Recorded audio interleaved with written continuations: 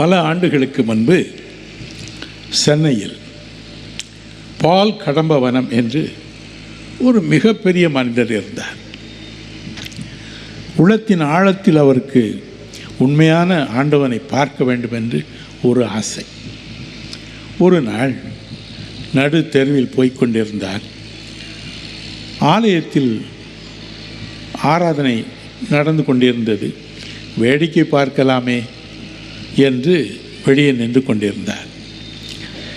பாடல்கள் பாடினார்கள், ஜெபங்களை செய்தார்கள். அருளுரை நேரம் வந்தது. போதகர் மேடை மீது ஏறினார். ஒரு வேடிக்கையான வசனத்தை வாசித்தார். பாருங்க, வாசிக்க கேட்போமா? ஆதியாகமம் 24:31.